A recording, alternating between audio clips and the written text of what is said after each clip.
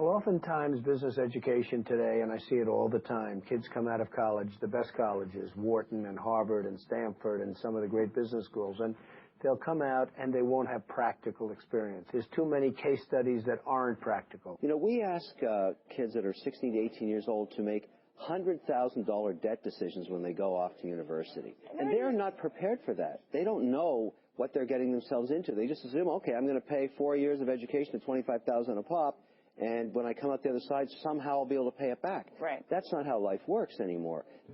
There's no need even to have a college degree at all, or even high school. I mean, if somebody graduated from a great university, that may be an indication that they will be capable of great things, but it's not necessarily the case. You know, if you look at, say, people like Bill Gates, Larry Ellison, Steve Jobs, these guys didn't graduate from college. But if you had a chance to hire them, of course, that would be a good idea. I think having the flexibility to explore a lot of different things, which you can do when you're in college, which is one of the amazing things about being in college, is you can work on all these hobbies and code a lot of stuff and try a lot of different things. It's this amazing flexibility that I think most people take for granted. And once you decide, okay, I'm going to start a company and I'm going to do it with someone else, you immediately now need to convince someone else if you want to change your mind on something. And I think people really undervalue the option value and flexibility. I think explore what you want to do before committing is really like the key thing, and keep yourself flexible. And no, I think that's. I agree. Yeah. I mean, it's actually kind of funny. You know, if you think like, what is education? Like, you're basically downloading data and algorithms into your brain, and it's actually amazingly bad in conventional education, because like it shouldn't be like this huge chore. You know, someone's standing up there kind of lecturing at people. And they've done the same lecture 20 years in a row, and they're not very excited about it. And in fact, I think a lot of things people learn, probably there's no point in learning them, because they never use them in the future. Because a lot of kids just in school kind of puzzled as to why they're there. The people who are doing the work that we care about are figuring out what to do next, not following the person who told them what to do next. And the problem with most colleges is they are high school, but with more binge drinking. The entire purpose of a good university is to give you a foundation to fail, not a foundation to get an A. And if you graduate from college with straight A's, you have to do some serious soul searching as to why you chose to spend your time doing that. The A students work for the B students. The C students run the businesses, and the D students dedicate the buildings. It's like the newspaper industry, right? More printing presses, more big buildings, right? Makes us look grander. We have brains that we're putting them out there. There's a point of diminishing returns in terms of what it's worth for a college education and how much debt you're willing to saddle yourself with. A lot of people follow. A lot of people are followers. Generally, if not, we'd have problems. We have too many entrepreneurs. We have too many successful people. Like, look how many people go through business classes. If everything you needed was in that actual business class, in that book, there'd be too many successful business people. Right. How many people graduate? Matter of fact, the professor wouldn't have the time to sit there and teach you. He knows this book damn near verbatim, page by page. He knows it, right? Because he'd be an entrepreneur. Yeah, he's too busy. I'm doing way too much right now because I got the palm trees and we selling so much stuff that I'm doing that I ain't quite got time to teach no more class right now because I'm winning. And so when you walk into a boardroom with a bunch of guys in suits who all went to college, you're fine. Yeah, I mean, because they read a bunch of words. I've lived a bunch of life. Well, that's true. Their law degree doesn't intimidate you.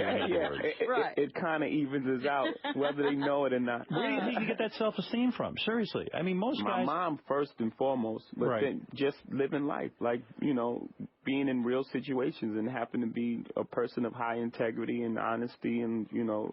You never embarrassed yourself? No, of course not. You never walked in and said, "Oh, everybody thinks I'm ignorant here. I'm stupid." I don't feel ignorant.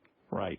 You know, I don't. Right. I felt like I came up in a situation, or a time, you know, where I wasn't afforded certain opportunities, and if afforded opportunities, I could be Oprah. I could be Bill Gates. I could be Warren Buffett. In my experience in business, there is very little difference, if any, between a very high-priced business education and and what's available for a lot less money.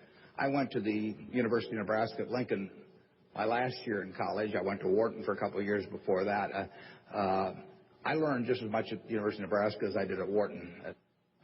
You need to be prodded in the right direction, but an awful lot of it is self-taught. It isn't necessary to pay $30,000 or $35,000 a year to go to some big-name school to get the education at all.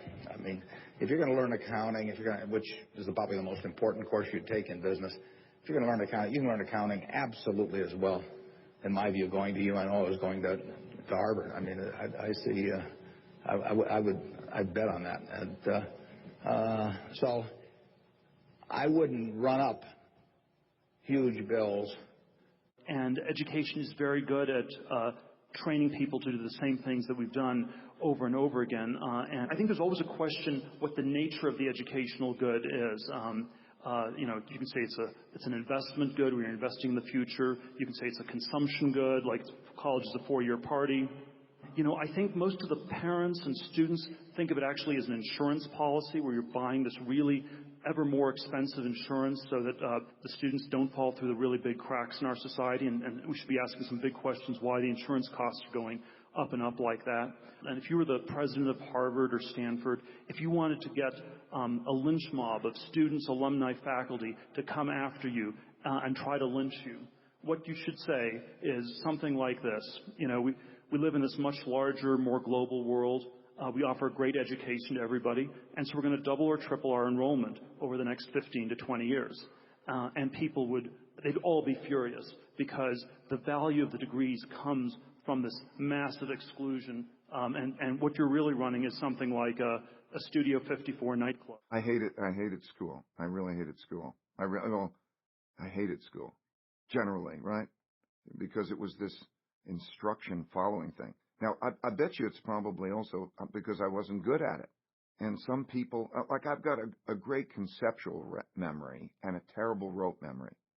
So if I have a story, I could tell you year by year kind of what happened within a story, within a context. But if I was to go into, like a memory-based learning, it's terrible. I have a terrible rote memory. Ego barrier is the worst thing. And if we were raised differently, just imagine in the schools that all along that people will always say, everybody makes mistakes. Everybody has weaknesses. The key is really to understand what your mistakes and weaknesses are so that you can learn from them, right?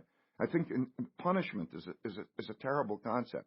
Punishment means that you made a mistake and you're being punished. I think instead of punishment, every time somebody makes a mistake, you should say the only thing that you need to do to get out of your punishment is first think, what kind of mistake was that? So if I'm in this situation that's like that again, how would I deal with it differently, not to make that mistake? So that learning should come from the mistake, not punishment, because you're teaching people not to make mistakes. Where's where the learning comes from, not the appreciation that if you keep doing this over and over again, you're going to keep encountering the same outcomes. It's an extremely corrupt system we have at this point. We have an education bubble. In the U.S., we have $1 trillion of student debt. To a first approximation, this has gone to pay for $1 trillion worth of lies about the value of the education people have received.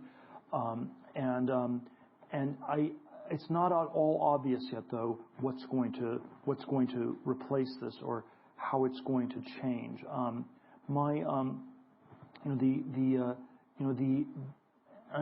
somewhat skeptical that it will be replaced by any sort of single unitary system. I have this fellowship for young people to start companies, and my claim is not that everybody should do this. I don't think everyone should become an entrepreneur. And I think there is no one size fits all. I think the future will be much more heterogeneous, much more diverse in terms of what people do. What's really anomalous is the sort of unitary tracking where you have to go to an elite college, you go to Yale or you go to jail. There's nothing else you can do, And so I think the universities are perhaps in the same place as the Catholic Church was in 1514, if we go back 500 years, where you had sort of this monolithic way, this universal way of body of knowledge of teaching things. The difference between the Yale and the Harvard political science faculties are probably no greater than the differences between the Dominicans and the Franciscans. We have all kinds of small debates within this context. We have a system of indulgences that's costing more and more to support this priestly or professorial class of people. We are told that it's the only way to salvation. You must get a diploma to be saved. If you do not get a diploma, then you will go to hell. And I think the message that I have that's like the 16th century reformers, that's a somewhat troubling message, is that you have to work out your salvation on your own. You have to save yourself, and that's I believe that is the truth, but it's a somewhat uncomfortable one.